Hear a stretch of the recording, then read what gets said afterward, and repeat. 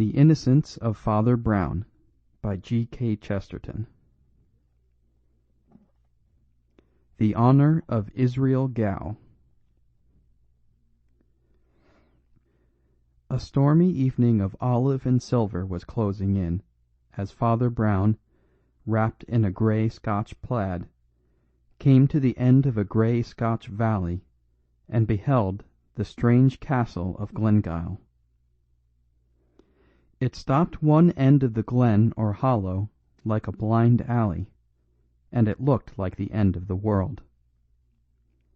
Rising in steep roofs and spires of sea-green slate, in the manner of the old French-Scotch chateau, it reminded an Englishman of the sinister steeple hats of witches in fairy tales, and the pine woods that rocked round the green turrets looked, by comparison, as black as numberless flocks of ravens. This note of a dreamy, almost sleepy devilry was no mere fancy from the landscape. For there did rest on the place one of those clouds of pride and madness and mysterious sorrow which lie more heavily on the noble houses of Scotland than on any other of the children of men. For Scotland has a double dose of the poison called heredity, the sense of blood in the aristocrat, and the sense of doom in the Calvinist. The priest had snatched a day from his business at Glasgow to meet his friend Flambeau, the amateur detective, who was at Glengyle Castle with another more formal officer investigating the life and death of the late Earl of Glengyle. That mysterious person was the last representative of a race whose valour, insanity, and violent cunning had made them terrible even among the sinister nobility of their nation in the 16th century.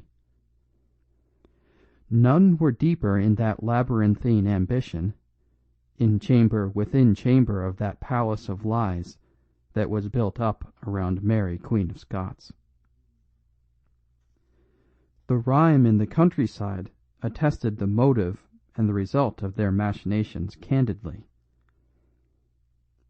As green sap to the simmer trees is red gold to the Ogilvies. For many centuries there had never been a decent lord in Glengyle Castle, and with the Victorian era one would have thought that all the eccentricities were exhausted. The last Glengyle, however, satisfied his tribal tradition by doing the only thing that was left for him to do. He disappeared. I do not mean that he went abroad. By all accounts he was still in the castle, if he was anywhere. But though his name was in the church register and the big red peerage, nobody ever saw him under the sun. If anyone saw him, it was a solitary manservant, something between a groom and a gardener. He was so deaf that the more businesslike assumed him to be dumb, while the more penetrating declared him to be half-witted. A gaunt, red-haired labourer, with a dogged jaw and chin, but quite blank blue eyes, he went by the name of Israel Gow, and was the one silent servant on that deserted estate. But the energy with which he dug potatoes, and the regularity with which he disappeared into the kitchen, gave people an impression that he was providing for the meals of a superior, and that the strange earl was still concealed in the castle. If society needed any further proof that he was there, the servant persistently asserted that he was not at home.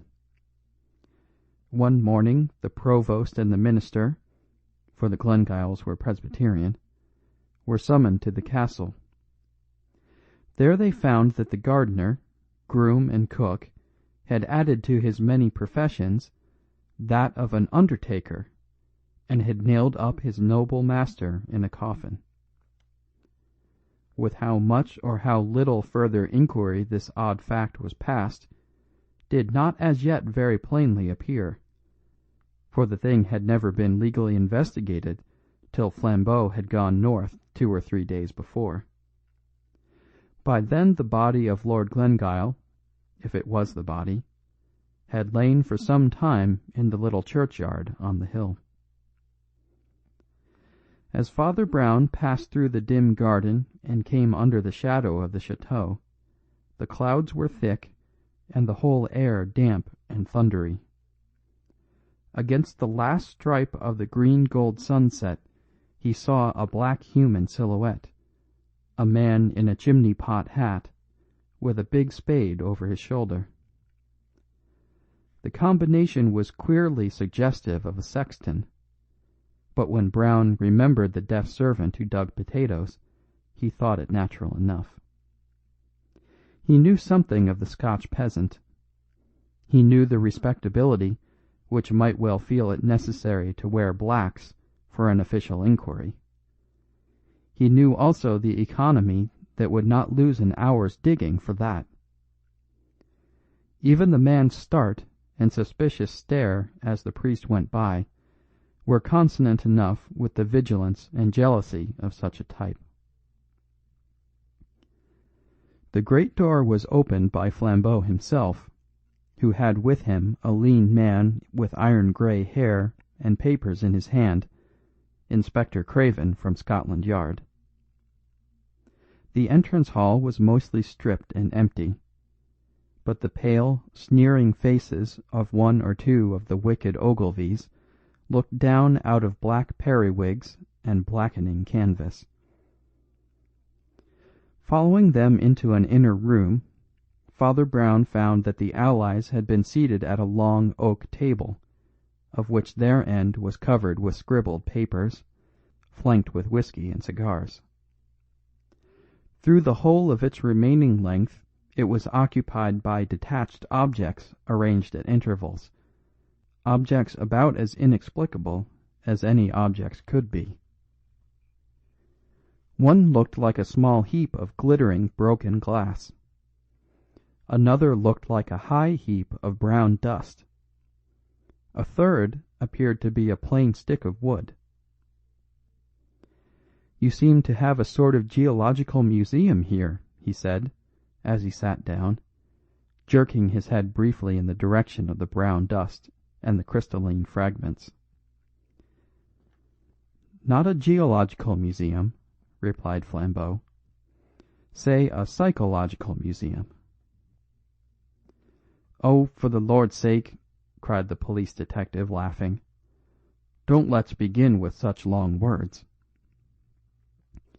"Don't you know what psychology means?" asked Flambeau with friendly surprise. "Psychology means being off your chump." "Still I hardly follow," replied the official. "Well," said Flambeau, with decision, "I mean that we've only found out one thing about Lord Glengyle. He was a maniac." The black silhouette of Gow with his top hat and spade passed the window, dimly outlined against the darkening sky. Father Brown stared passively at it and answered, "I can understand there must have been something odd about the man, or he wouldn't have buried himself alive, nor been in such a hurry to bury himself dead. But what makes you think it was lunacy?" "Well," said Flambeau, "you just listen to the list of things Mr. Craven has found in the house." "We must get a candle," said Craven suddenly. "A storm is getting up, and it's too dark to read." "Have you found any candles," asked Brown, smiling, "among your oddities?" Flambeau raised a grave face and fixed his dark eyes on his friend. "That is curious too," he said. 25 candles, and not a trace of a candlestick." In the rapidly darkening room and rapidly rising wind, Brown went along the table to where a bundle of wax candles lay among the other scrappy exhibits. As he did so, he bent accidentally over the heap of red-brown dust, and a sharp sneeze cracked the silence. "Hullo," he said. "Snuff." He took one of the candles, lit it carefully, came back and stuck it in the neck of the whiskey bottle. The unrestful night air, blowing through the crazy window, waved the long flame like a banner, and on every side of the castle they could hear the miles and miles of black pine wood seething like a black sea around a rock. "I will read the inventory," began Craven gravely, picking up one of the papers. "The inventory of what we found loose and unexplained in the castle. You are to understand that the place generally was dismantled and neglected, but one or two rooms had plainly been inhabited in a simple but not squalid style by somebody who was not the servant Gow. The list is as follows. First item. A very considerable hoard of precious stones, nearly all diamonds, and all of them loose, without any setting whatever. Of course, it is natural that the Ogilvies should have family jewels, but those are exactly the jewels that are almost always set in particular articles of ornament. The Ogilvies would seem to have kept theirs loose in their pockets, like coppers. Second item. Heaps and heaps of loose snuff, not kept in a horn, or even a pouch, but lying in heaps on the mantelpieces, on the sideboard, on the piano, anywhere. It looks as if the old gentleman would not take the trouble to look in a pocket or lift a lid. Third item. Here and there about the house, curious little heaps of minute pieces of metal, some like steel springs, and some in the form of microscopic wheels, as if they had gutted some mechanical toy. Fourth item. The wax candles, which have to be stuck in bottlenecks because there is nothing else to stick them in. Now I wish you to note how very much queerer all this is than anything we anticipated. For the central riddle we are prepared. We have all seen at a glance that there was something wrong about the last earl. We have come here to find out whether he really lived here, whether he really died here, whether that red-haired scarecrow who did his burying had anything to do with his dying. But suppose the worst in all this, the most lurid or melodramatic solution you like.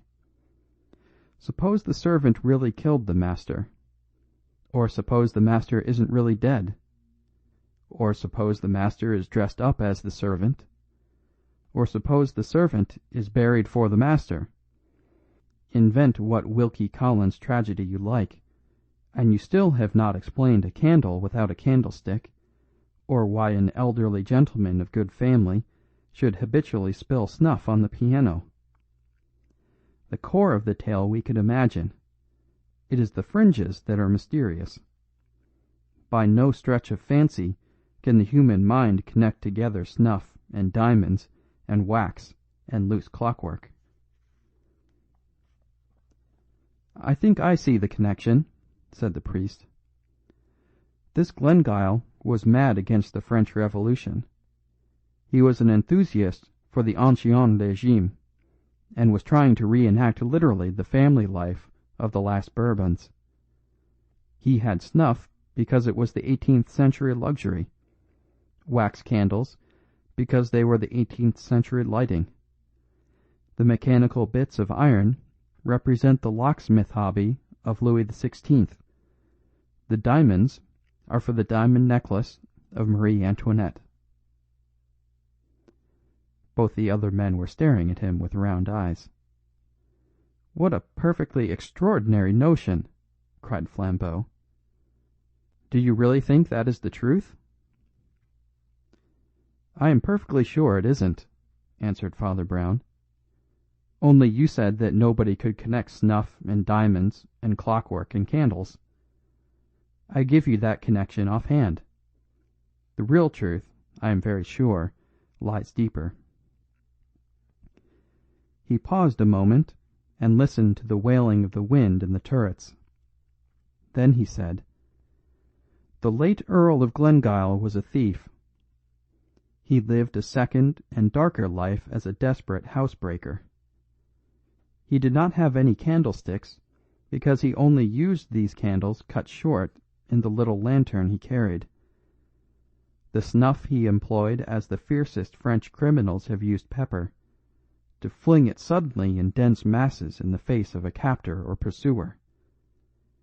But the final proof is in the curious coincidence of the diamonds and the small steel wheels.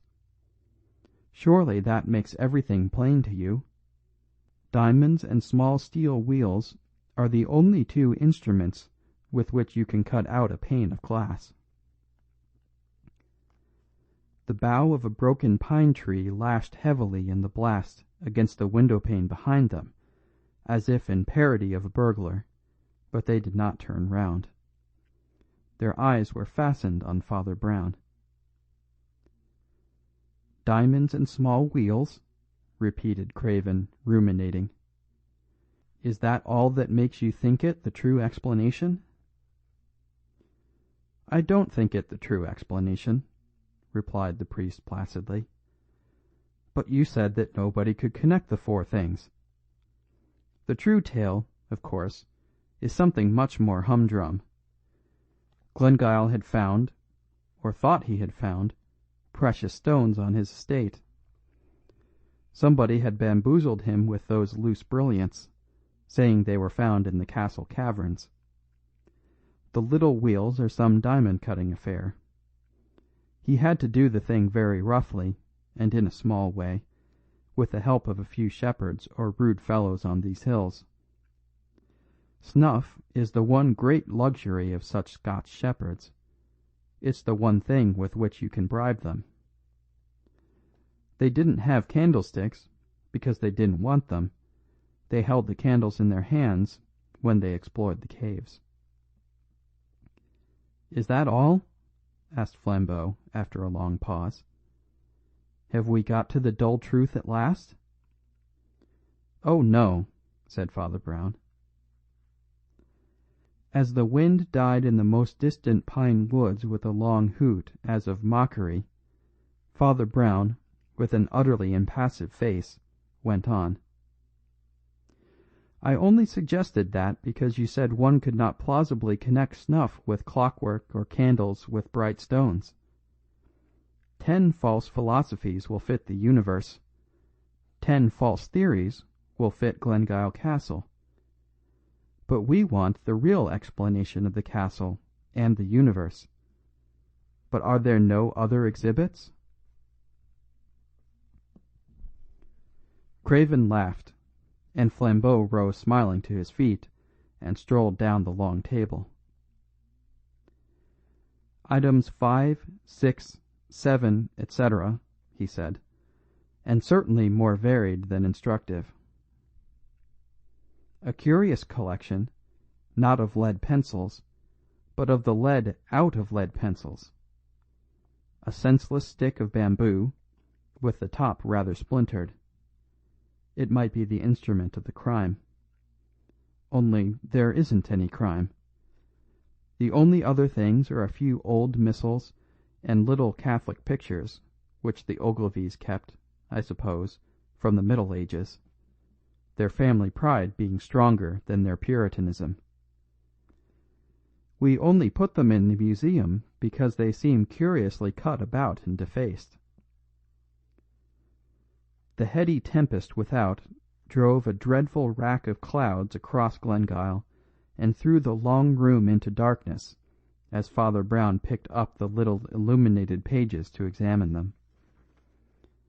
He spoke before the drift of darkness had passed, but it was the voice of an utterly new man. "Mr. Craven," said he, talking like a man 10 years younger, "you have got a legal warrant, have you, to go up and examine that grave?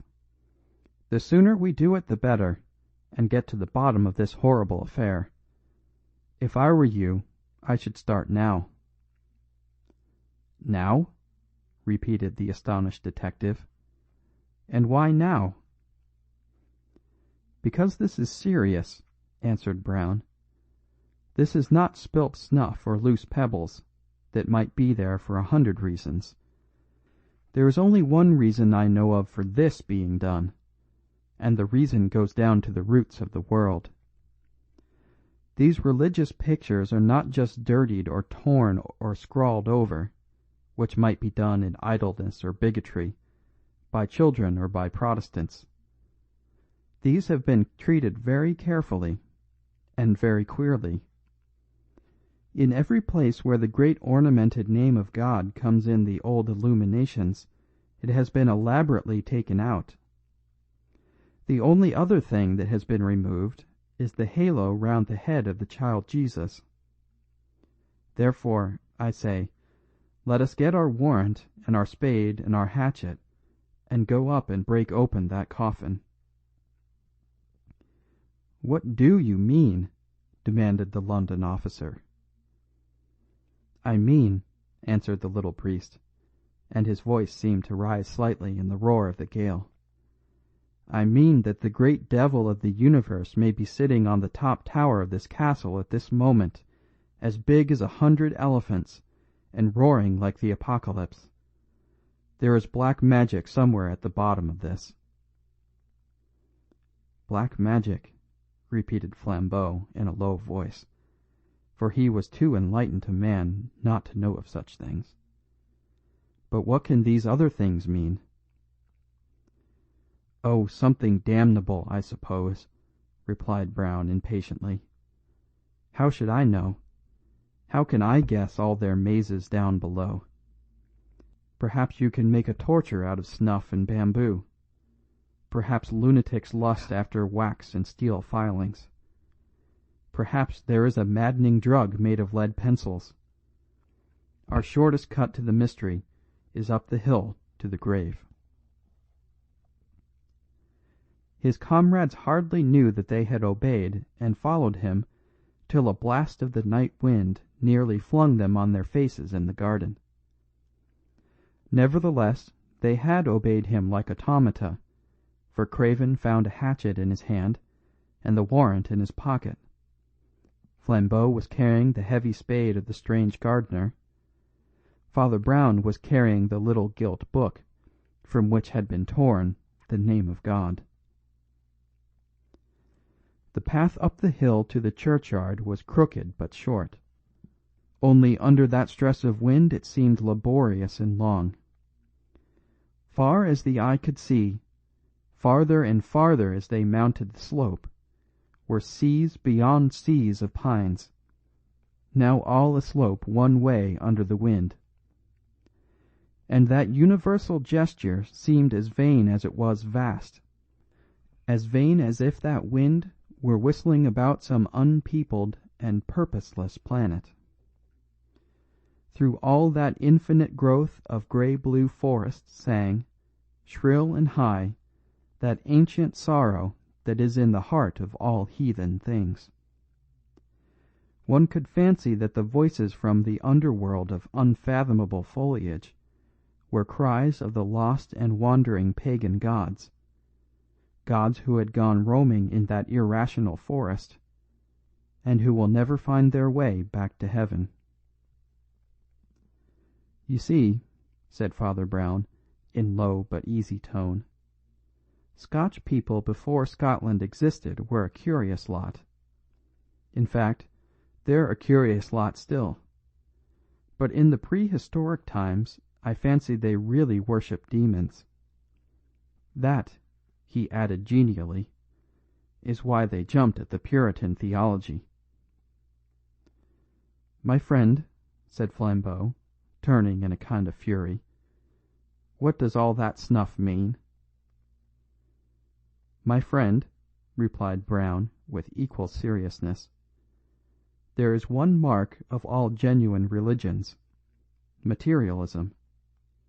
Now, devil worship is a perfectly genuine religion." They had come up on the grassy scalp of the hill, one of the few bald spots that stood clear of the crashing and roaring pine forest. A mean enclosure, partly timber and partly wire, rattled in the tempest to tell them the border of the graveyard. But by the time Inspector Craven had come to the corner of the grave, and Flambeau had planted his spade point downwards and leaned on it, they were both almost as shaken as the shaky wood and wire. At the foot of the grave grew great tall thistles, grey and silver in their decay. Once or twice, when a ball of thistledown broke under the breeze and flew past him, Craven jumped slightly, as if it had been an arrow. Flambeau drove the blade of his spade through the whistling grass into the wet clay below. Then he seemed to stop and lean on it as on a staff. "Go on," said the priest very gently. "We are only trying to find the truth. What are you afraid of?" "I am afraid of finding it," said Flambeau. The London detective spoke suddenly in a high crowing voice that was meant to be conversational and cheery. "I wonder why he really did hide himself like that. Something nasty, I suppose. Was he a leper?" "Something worse than that," said Flambeau. "And what do you imagine," asked the other, "would be worse than a leper?" "I don't imagine it," said Flambeau. He dug for some dreadful minutes in silence, and then said in a choked voice, "I am afraid of his not being the right shape." "Nor was that piece of paper, you know," said Father Brown quietly, "and we survived even that piece of paper." Flambeau dug on with a blind energy, but the tempest had shouldered away the choking grey clouds that clung to the hills like smoke, and revealed grey fields of faint starlight before he cleared the shape of a rude timber coffin and somehow tipped it up upon the turf. Craven stepped forward with his axe. A thistle-top touched him, and he flinched. Then he took a firmer stride, and hacked and wrenched with an energy like Flambeau's till the lid was torn off, and all that was there lay glimmering in the grey starlight. "Bones," said Craven, and then he added, "But it is a man," as if that were something unexpected. "Is he?" asked Flambeau, in a voice that went oddly up and down. "Is he all right?" "Seems so," said the officer huskily, bending over the obscure and decaying skeleton in the box. "Wait a minute." A vast heave went over Flambeau's huge figure. "And now I come to think of it," he cried, "why in the name of madness shouldn't he be all right?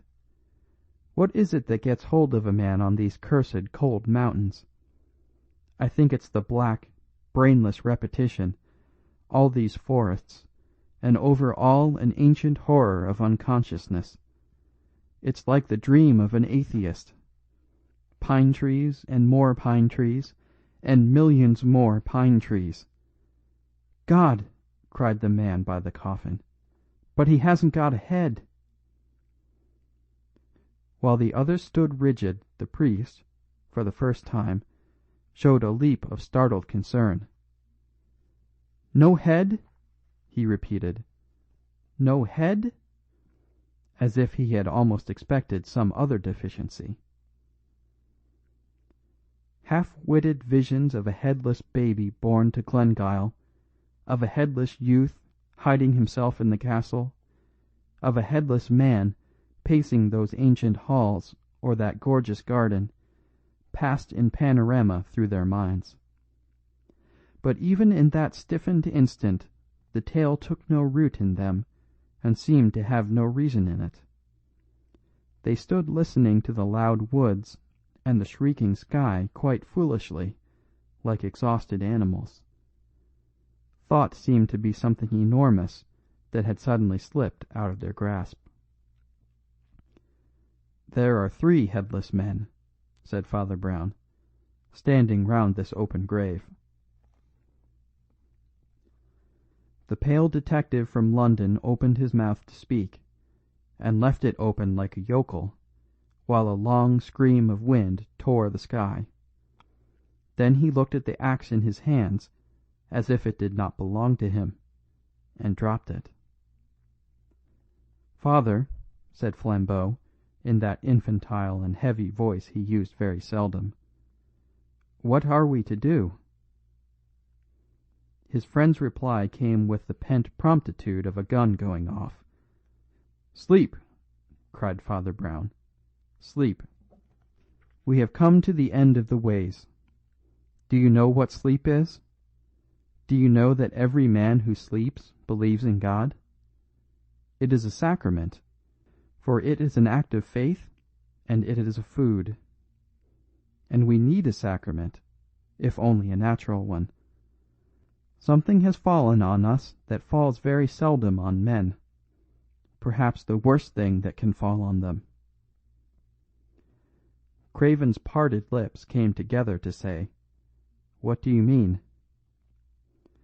The priest had turned his face to the castle as he answered, "We have found the truth, and the truth makes no sense." He went down the path in front of them with a plunging and reckless step very rare with him, and when they reached the castle again, he threw himself upon sleep with the simplicity of a dog. Despite his mystic praise of slumber, Father Brown was up earlier than anyone else except the silent gardener, and was found smoking a big pipe and watching that expert at his speechless labours in the kitchen garden.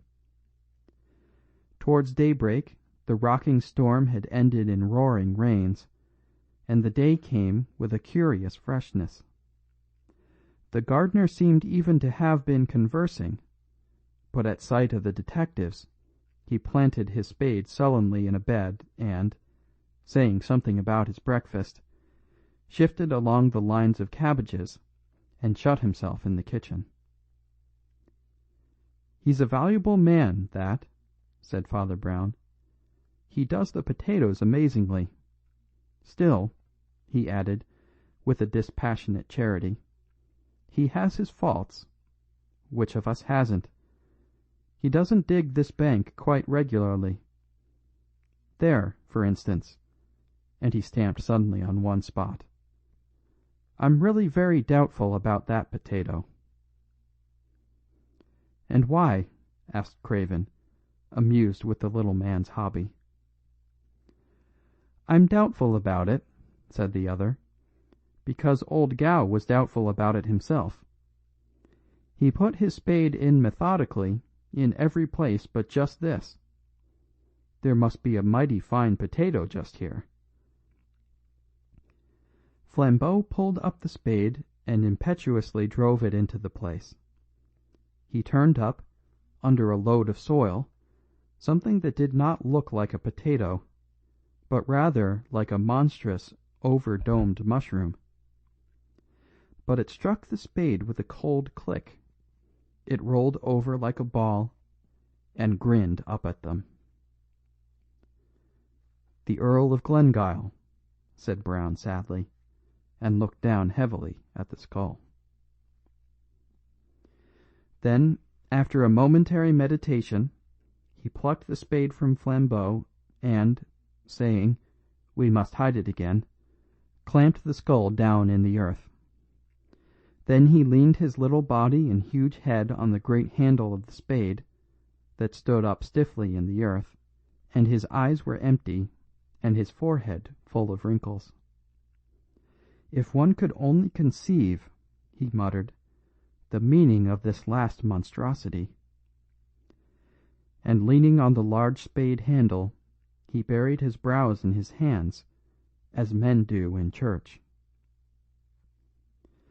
All the corners of the sky were brightening into blue and silver, the birds were chattering in the tiny garden trees, so loud it seemed as if the trees themselves were talking. But the three men were silent enough. "Well, I give it all up," said Flambeau at last boisterously.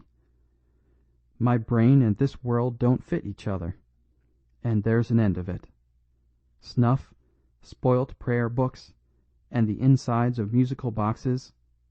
What?" Brown threw up his bothered brow and rapped on the spade handle with an intolerance quite unusual with him. "Oh, tut, tut, tut, tut!" he cried. "All that is as plain as a pikestaff. I understood the snuff and clockwork, and so on, when I first opened my eyes this morning. And since then I've had it out with old Gow, the gardener, who is neither so deaf nor so stupid as he pretends. There's nothing amiss about the loose items. I was wrong about the torn mass book, too. There's no harm in that. But it's this last business. Desecrating graves and stealing dead men's heads. Surely there's harm in that. Surely there's black magic still in that. That doesn't fit in to the quite simple story of the snuff and the candles." And, striding about again, he smoked moodily. "My friend," said Flambeau, with a grim humour, "you must be careful with me and remember I was once a criminal. The great advantage of that estate was that I always made up the story myself and acted it as quick as I chose. This detective business of waiting about is too much for my French impatience. All my life, for good or evil, I have done things at the instant. I always fought duels the next morning. I always paid bills on the nail. I never even put off a visit to the dentist." Father Brown's pipe fell out of his mouth and broke into 3 pieces on the gravel path.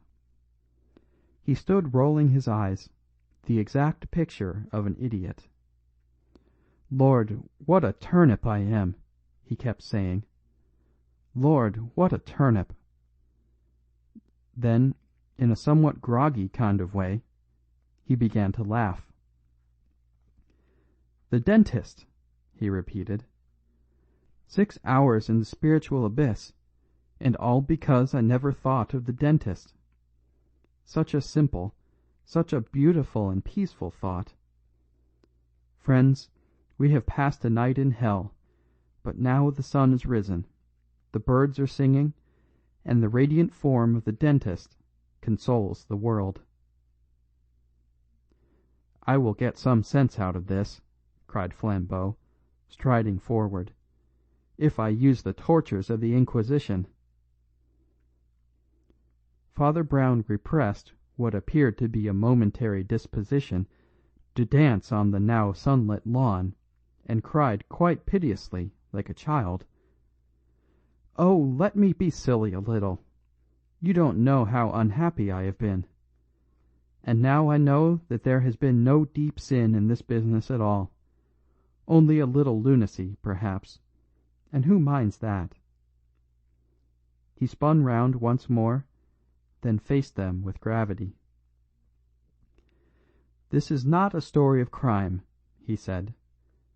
"Rather, it is the story of a strange and crooked honesty. We are dealing with the one man on earth, perhaps, who has taken no more than his due. It is a study in the savage living logic that has been the religion of this race.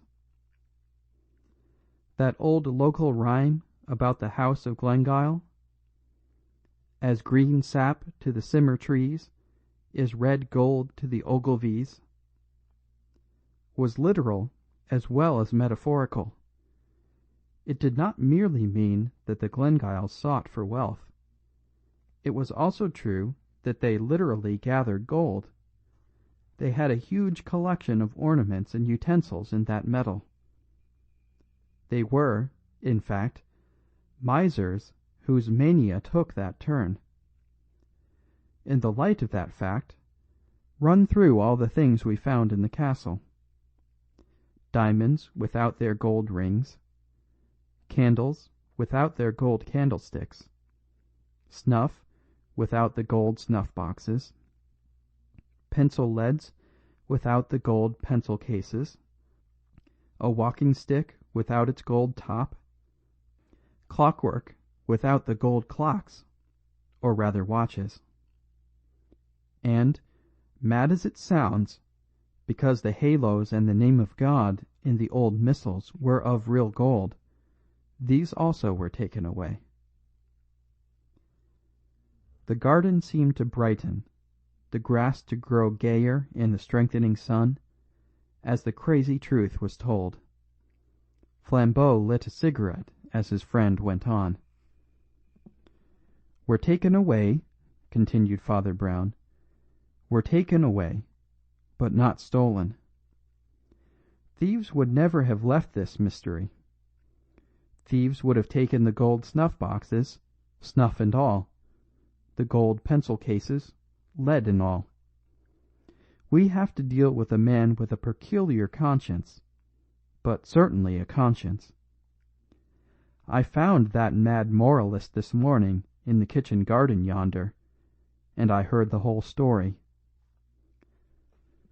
The late Archibald Ogilvy was the nearest approach to a good man ever born at Glengyle. But his bitter virtue took the turn of the misanthrope. He moped over the dishonesty of his ancestors, from which, somehow, he generalized the dishonesty of all men. More especially he distrusted philanthropy or free giving, and he swore if he could find one man who took his exact rights, he should have all the gold of Glengyle. Having delivered this defiance to humanity, he shut himself up, without the smallest expectation of its being answered. One day, however, a deaf and seemingly senseless lad from a distant village brought him a belated telegram, and Glengyle, in his acrid pleasantry, gave him a new farthing. At least he thought he had done so, but when he turned over his change, he found the new farthing still there, and a sovereign gone. The accident offered him vistas of sneering speculation. Either way, the boy would show the greasy greed of the species. Either he would vanish, a thief stealing a coin, or he would sneak back with it virtuously, a snob seeking a reward. In the middle of that night, Lord Glengyle was knocked up out of his bed, for he lived alone, and forced to open the door to the deaf idiot. The idiot brought with him, not the sovereign, but exactly 19 shillings and 11 pence 3 farthings in change. Then the wild exactitude of this action took hold of the mad lord's brain like fire. He swore he was Diogenes, that had long sought an honest man, and at last had found one. He made a new will, which I have seen. He took the literal youth into his huge, neglected house, and trained him up as his solitary servant and, after an odd manner, his heir. And whatever that queer creature understands, he understood absolutely his lord's two fixed ideas. First, that the letter of right is everything, and second, that he himself was to have the gold of Glengyle. So far that is all, and that is simple. He has stripped the house of gold, and taken not a grain that was not gold, not so much as a grain of snuff. He lifted the gold leaf off the old illumination, fully satisfied that he left the rest unspoiled. All that I understood, but I could not understand this skull business. I was really uneasy about that human head buried among the potatoes. It distressed me, till Flambeau said the word. It will be all right. He will put the skull back in the grave when he has taken the gold out of the tooth. And, indeed, when Flambeau crossed the hill that morning, he saw that strange being, the just miser, digging at the desecrated grave, the plaid round his throat thrashing out in the mountain wind, the sober top hat on his head. End of The Honor of Israel Gow.